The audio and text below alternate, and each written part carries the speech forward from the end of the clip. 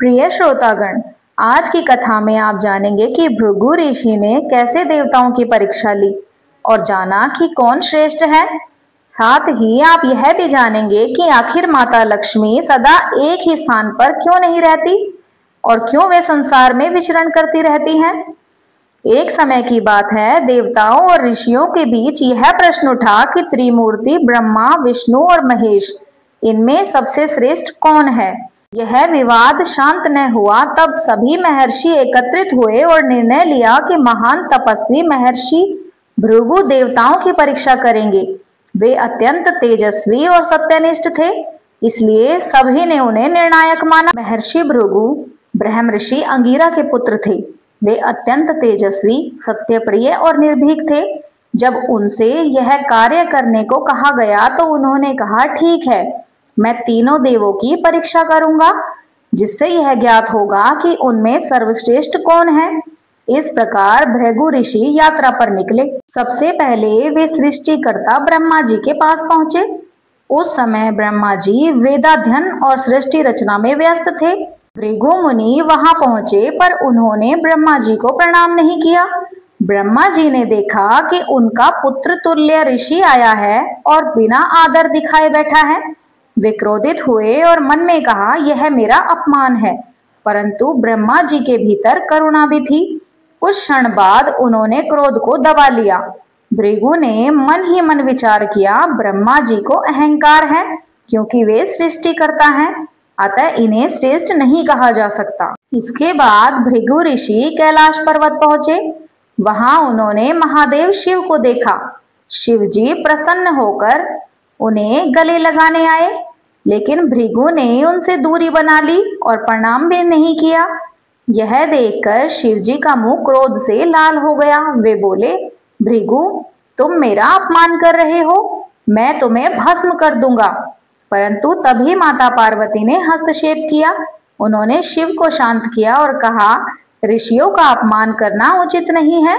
शिव जी ने स्वयं को संयमित किया, पर उनका क्रोध और असंतोष स्पष्ट झलक रहा था। भृगु ऋषि ने मन में सोचा, शिव में बहुत अधिक क्रोध है, इसलिए ये भी सर्वश्रेष्ठ नहीं हो सकते। अब महर्षि भृगु का मन विचारों से भरा हुआ था। उन्होंने पहले ही ब्रह्मा और शिव का परीक्षण कर लिया था। अब उनकी यात्रा का अंतिम पड़ाव था बैकुंठ। यही वह स्थान था जहां भगवान विष्णु निवास करते थे। चारों ओर श्वेत आभा फैली हुई थी। दिव्य बैकुंठ के द्वारपाल जय और विजय भृगु ऋषि के चरणों में नतमस्तक हुए। उन्होंने कहा, ऋषिवर स्वागत है। परंतु भृगु गंभीर थे। उनके मन में परीक्षण की जिज्ञासा प्रबल हो उठी थी। उन्होंने सोचा, यदि विष्णु वास्तव में करुणामय है तो इन्हें मेरे कठोर व्यवहार पर भी क्रोध नहीं आएगा। यही सोचकर वे अंदर प्रवेश कर गए। बैकुंठ के मध्य दिव्य सिंहासन था। उस पर भगवान विष्णु शेषनाग पर शयन कर रहे थे। उनकी गोद में देवी लक्ष्मी विराजमान थी। उनके चारों हाथों में शंख, चक्र, गदा, पद्म शोभा पा रहे थे। विष्णु जी की आंखें अर्धनिद्रा में थी। वे परम संतुष्ट और शांत भाव में विराजमान थे। भृगु ने सोचा, यही समय है मेरी परीक्षा का। वे बिना प्रणाम किए आगे बढ़े। लक्ष्मी ने देखा कि एक ऋषि उनके प्रभु की ओर बढ़ रहा है, परंतु वे मौन रही। भृगु सीधे भगवान के समीप पहुंचे। उन्होंने बिना विलंब किए अपने चरण उठाए और जोर से विष्णु भगवान की छाती पर प्रहार किया। वह छाती जो लक्ष्मी का निवास स्थल मानी जाती है, वह छाती जिस पर श्रीवात्स चिन्ह चमकता है। अचानक प्रहार से विष्णु जी की निद्रा भंग हुई। उन्होंने आंखें खोली। उनका मुखमंडल करुणा से भरा हुआ था। वे झटपट उठकर खड़े हुए। उन्होंने भृगु ऋषि को देखा और तुरंत उनके चरण पकड़ लिए। बोले, ऋषिवर, आपके चरण मेरे वक्ष पर पड़े हैं। निश्चित ही आपके कोमल चरण दुखी हो गए होंगे। मेरा वक्ष कठोर है, आपके चरणों को पीड़ा पहुंची होगी। यह कहते हुए भगवान ने उनके पैर दबाए। भृगु स्तब्ध खड़े रहे। वे कुछ समझ नहीं पा रहे थे। उन्होंने सोचा, मैंने अपमान किया, मैंने देवता की छाती पर प्रहार किया, पर ये मुझसे क्रोधित क्यों नहीं हुए। विष्णु का मुख और भी प्रसन्न हो उठा। वे बोले, ऋषिवर, आपका आना हमारे लिए सौभाग्य है। आपके चरणों से मेरा वक्ष पावन हो गया, अब यह और भी पवित्र हो गया है। भृगु ऋषि की आंखों से आंसू छलक पड़े। उन्होंने अनुभव किया कि विष्णु में अहंकार का लेश तक नहीं है, न ही क्रोध का कोई अंश है। उनके भीतर केवल दया है, केवल प्रेम है, केवल क्षमा है। भृगु ऋषि कांपते हुए बोले, प्रभु, मैंने अपराध किया, मैंने आपको अपमानित किया, आप पर आघात किया, फिर भी आपने मुझे दंड नहीं दिया। आपने तो उल्टा मेरे ही चरण दबाए। आप वास्तव में करुणा के सागर हैं। विष्णु भगवान मुस्कुराए और बोले, ऋषिवर, भक्त और अतिथि जो भी करता है वह हमें स्वीकार्य है। आपका आना ही हमारे लिए वरदान है। हमारे हृदय में क्रोध नहीं, केवल प्रेम है। यह सुनकर भृगु ऋषि का मन भर आया। उन्होंने देखा देवी लक्ष्मी का मुख उदास हो गया। लक्ष्मी जी ने कहा, प्रभु, यह आपके साथ अन्याय है। जिस हृदय में मैं निवास करती हूँ वहां किसी ने प्रहार किया, मैं इसे सहन नहीं कर सकती। अब मैं इस वक्ष पर स्थायी रूप से नहीं, पृथ्वी पर विचरण करूंगी। भृगु ऋषि यह सुनकर और भी व्याकुल हो गए। उन्होंने हाथ जोड़कर क्षमा मांगी। बोले, देवी, यह मेरी परीक्षा थी, मैंने जानबूझकर ऐसा नहीं किया। मेरा उद्देश्य आपको दुख पहुंचाना नहीं था, परंतु लक्ष्मी दृढ़ थी। वे बोली, ऋषिवर, मैं शापवश अब स्थायी नहीं रह सकती, इसलिए मैं लोकांत में घूमूंगी। कभी किसी राजा के पास रहूंगी, कभी किसी साधु के पास, परंतु सदा के लिए मैं किसी एक के पास नहीं रहूंगी। तभी से लक्ष्मी का स्थायित्व न रह सका। यही कारण है कि धन और वैभव चिरस्थायी नहीं होता।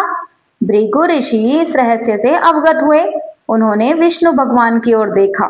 विष्णु के मुख पर अब भी वही शांत मुस्कान थी। उनके नेत्र करुणा से भरे थे। उनके हाथ अब भी भृगु के चरणों को सहला रहे थे। भृगु के मन में गहरी अनुभूति हुई। उन्होंने समझा कि सच्चा परमेश्वर वही है जिसमें क्षमा का भाव है। वही सबसे श्रेष्ठ है जो अपमान पर भी क्रोधित न हो।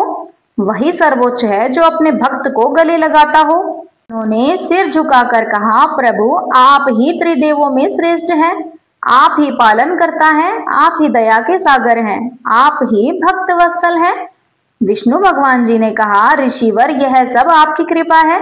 आपकी परीक्षा से यह सत्य प्रकट हुआ। भृगु ने नतमस्तक होकर प्रणाम किया। उनकी आंखों में भक्ति का भाव उमड़ आया। बैकुंठ में दिव्य आलोक फैल गया। लेकिन लक्ष्मी माता के श्राप का प्रभाव संपूर्ण सृष्टि पर पड़ा। धन और वैभव अस्थिर हो गया। कोई भी व्यक्ति सदा धनी नहीं रहता। कभी समृद्धि बढ़ती है तो कभी घटती रहती। इतिहास गवाह है कि बड़े बड़े सम्राट जो अपार वैभवशाली थे, अंततः निर्धनता या पराजय को प्राप्त हुए।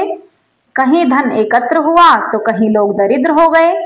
कोई भी उनके चरणों में सदैव बंधा नहीं रह सका। लक्ष्मी जी के इस शाप के पीछे गहरा दार्शनिक संदेश है।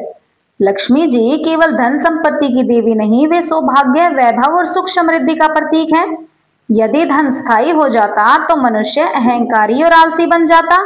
चंचलता के कारण ही मनुष्य परिश्रम करता है, धर्माचरण करता है और ईश्वर की शरण में जाता है। यही कारण है कि लक्ष्मी माता को चंचला भी कहा जाता है, अर्थात जो एक स्थान पर टिकती नहीं। लक्ष्मी जी के श्राप के बाद भृगु ऋषि अत्यंत पछताए। उन्होंने हाथ जोड़कर कहा, माता, यह मेरा अपराध है। मैंने केवल परीक्षा लेनी चाहिए थी। मेरा उद्देश्य आपको कष्ट देना नहीं था। परंतु लक्ष्मी जी ने कहा, ऋषिवर, यह केवल आपका अपराध नहीं, यह सृष्टि का नियम बनेगा। धन का अस्थिर रहना ही जगत का संतुलन है। भृगु ऋषि मौन हो गए। वे जानते थे कि यह शाप अब टल नहीं सकता। शाप देने के बाद लक्ष्मी माता ने बैकुंठ छोड़ दिया और पृथ्वी पर विचरण करने लगी। वे कभी किसी तपस्वी के घर आई, कभी किसी राजा के महल में पहुंची, कभी किसी व्यापारी की तिजोरी में स्थिर हुई, कभी किसी गरीब की झोपड़ी में भी मुस्कुराकर प्रकट हुई, परंतु वे कभी भी कहीं भी स्थायी रूप से नहीं रही। यही कारण है कि संसार में समृद्धि और दरिद्रता का चक्र चलता रहता है। लक्ष्मी माता का यह श्राप केवल एक शास्त्रीय कथा नहीं, बल्कि जीवन का गहन सत्य है। धन अस्थिर है, इसे पाकर गर्व मत करो, खोकर शोक मत करो। धर्म ही स्थायी है। लक्ष्मी वहीं टिकती है जहां धर्म और सत्य का पालन हो। कर्म का महत्व, यदि लक्ष्मी अस्थिर है तो कर्म ही स्थिरता देता है। इस प्रकार लक्ष्मी जी का शाप वास्तव में मानव को तर्क, परिश्रमी और विनम्र बनाने का दिव्य विधान है। महर्षि भृगु की परीक्षा ने यह सिद्ध कर दिया कि भगवान विष्णु ही त्रिदेवों में श्रेष्ठ हैं। परंतु इस परीक्षा का परिणाम यह भी निकला कि लक्ष्मी माता पृथ्वी पर चंचल बनकर विचरण करने लगी। तो प्रिय श्रोतागण, अगर आपको यह कथा पसंद आई हो तो कृपया हमारे चैनल को लाइक करें, शेयर करें और सब्सक्राइब करें। आपके समर्थन से हमें प्रेरणा मिलती है ताकि हम आपको और भी अद्भुत ज्ञानवर्धक कहानियां ला सकें। घंटी का बटन दबाएं ताकि नई वीडियो की सूचना सबसे पहले आपको मिले। धन्यवाद।